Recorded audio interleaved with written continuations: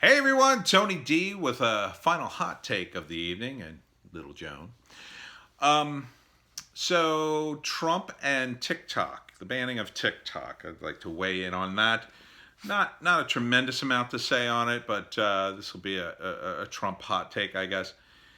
So I have a friend, a coworker really, who's doing the TikTok thing, and he's got several thousand followers, and he's going to lose his account if Trump does ban TikTok.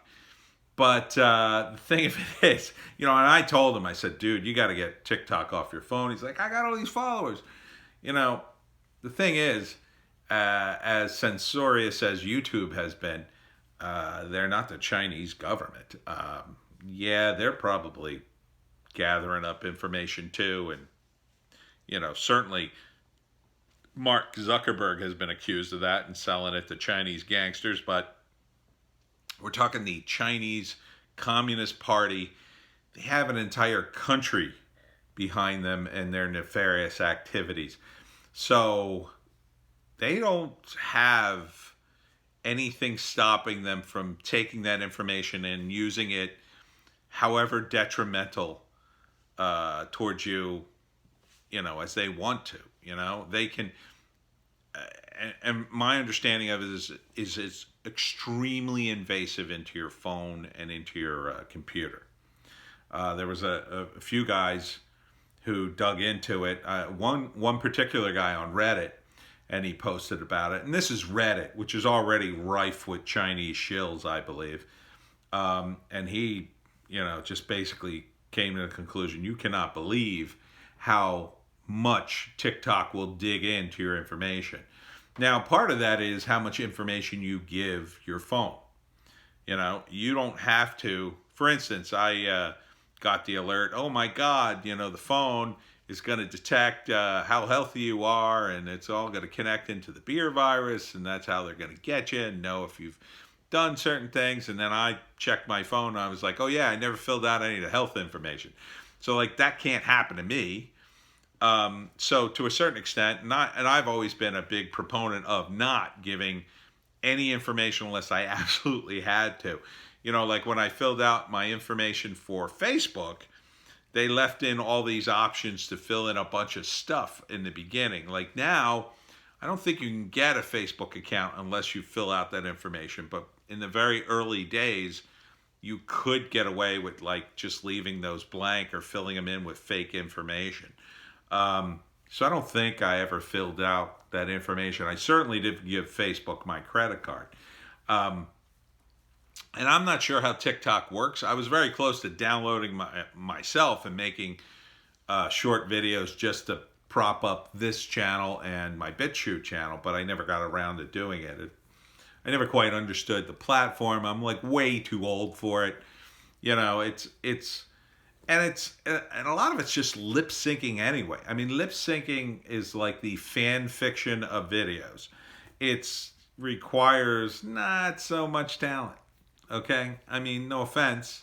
The TikTok videos that are more like Vine videos that are like comedy sketches, I have respect for. I have respect if you're doing something original. If you're just lip syncing, I don't think you're doing something wrong, but you're just having fun.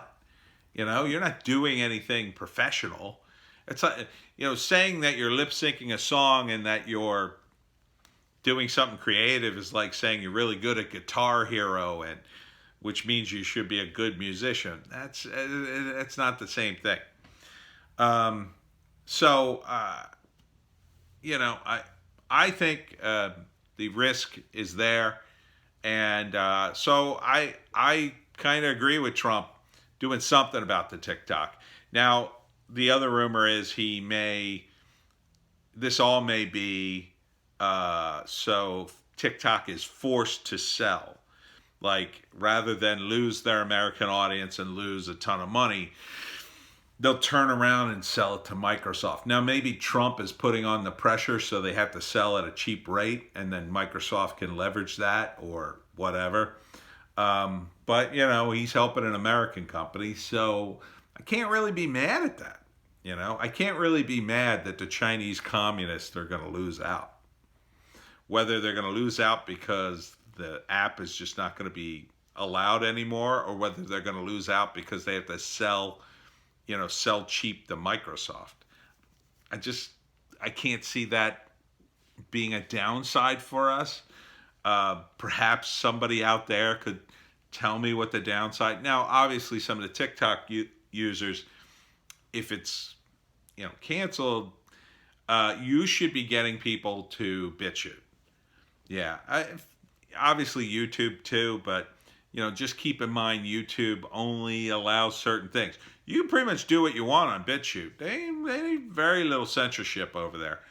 I am unaware of any censorship. I don't think they allow porn, but other than that, pretty much anything goes. So, I'm pretty sure you could get away with lip syncing all day long on BitChute. And look, if you've got 40,000 followers or whatever, and you tell them to go to BitChute, I mean, you get it. At least, look, if you get like 5,000 followers on BitChute, that's a pretty significant number on BitChute right now. The top guy is Sticks and Hammer 666, and I don't even think he's cracked 100,000 yet. So this is a ground floor opportunity for you. This is like the early days of YouTube. So I think it might be worth your time. At the very least, you should have a second channel. This could be a wake-up call to people. Like, you can't put all your eggs in one basket. But moving on, I did want to talk about one other thing that CB alerted me to. There's apparently now, and this is something CB and I wrote in Wokistan, a novel. There's something called woke phishing. And what it is, and I know this from personal experience, if you go on the dating apps and you're swiping through, you'll see a lot of women, who will say, Trump supporters swipe left. Or, they're virtue signaling all day long about Black Lives Matter or whatever they're all about. And this has been going on, since these apps have been running. Remember when they had Charlie Hebdo?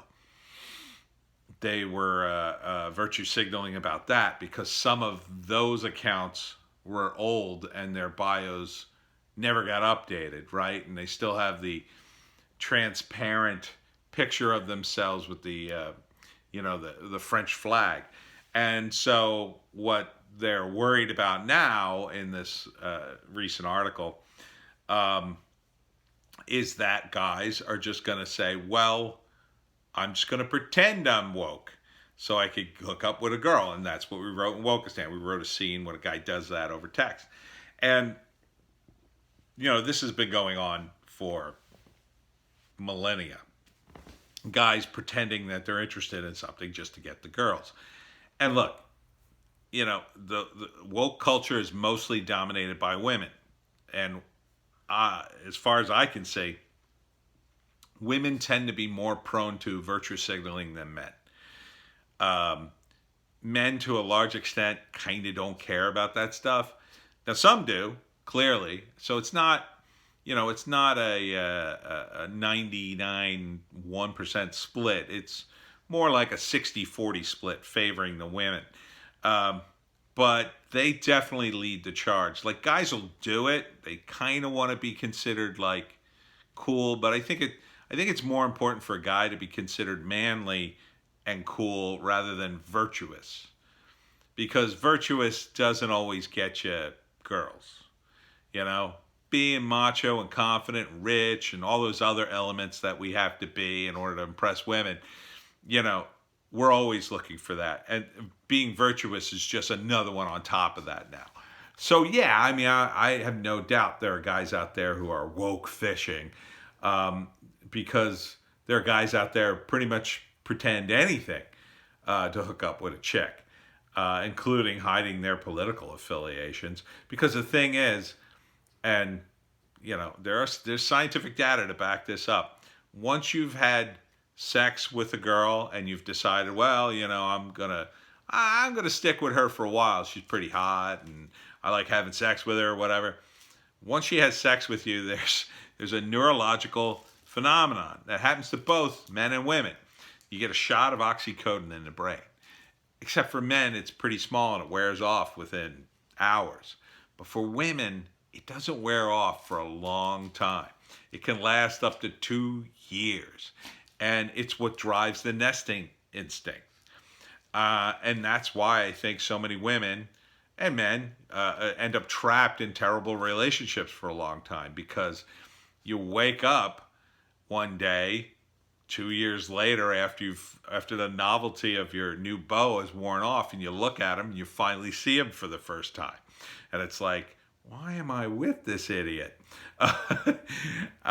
So yeah, I mean, and so that's kind of all guys have to do. They pretend for a while, they get a girl, and then, for a year or two, they're all over them. And that totally explains some of my relationships. I hooked up with a girl and we ended up dating for a year or two, and it was awesome for a while because the girl would be all over me. But then it would wear off. A year or two down the road, it just wore off, and she'd be like, oh, why am I with you? And yeah, so it's something to really consider, ladies. I mean, this is backed up with scientific evidence. A female neurologist did this study, and it's true. So it explains, I think, a lot of bad relationships. They're biologically driven, and But now the opposite is happening, of course, too. Now women are being pushed culturally, I think, to never stay in a relationship, which I think is bad. Especially if you're going to have kids. If you're going to have kids, you should try to stick it out for the children. And I'm old enough to remember the tail end of the time when people were universally condemned if you got divorced. Divorce was not something you desired at all. Now it's like no big deal. It's like, everybody's divorced. Oh yeah, I had my kids and now I'm divorced, and now I have a great time. I don't think it's a great time for your children to have you date. Thankfully, my parents stayed together. I don't know what I would have done under those circumstances. It probably would have, made me kind of wary about people or whatever. I don't know. And that's not to say people who have divorced parents are messed up or anything, but, there are studies that show that, if your parents are divorced, it kind of hurts you. It hurts you, in terms of your success or whatever. But anyhow, this woke fishing thing, it all goes back to Trump. It's like, get over it, okay? 2016, there was an election. There's going to be one in 2020. Trump's probably going to win. And we all should just move on with our lives. You shouldn't get so caught up in politics. And you really shouldn't use it as a metric of who you're going to date. In my opinion, because, that kind of stuff is only so relevant in a relationship. I mean, obviously, there are extremes, but, a Trump supporter is probably going to be a conservative, is probably going to have a little money and a steady job and be responsible. It's dating, I think, or relationships are really more about compatibility. If you're not compatible with that kind of person, that's one thing, but the idea like, oh, you support Trump, I'm never going to talk to you. It's all virtue signaling. It's all like puffed up nonsense. So, if you wonder why your dating profile never gets any hits, that may be why. It may be because the honest guys are just going to pass you by, and the guys that are so woke are just going to pretend to be woke to get into your pants. So, I mean, it's not to say you can't be annoyed. Listen, guys are pretty flexible. I think that they'll tend to be like, yeah. I won't vote for Trump if that's what you want, honey. As long as you're giving me sex. But the woke fishing thing just cracks me up because we predicted it in Wokistan, a novel. Speaking of which, check out the link at the bottom. Check out Wokistan audiobook. Coming soon. It's been over a month. I'm waiting for the audio files to get approved. Damn it. Hopefully the audio. I do all the voices. It's going to be great. Anyhow, we'll see you tomorrow.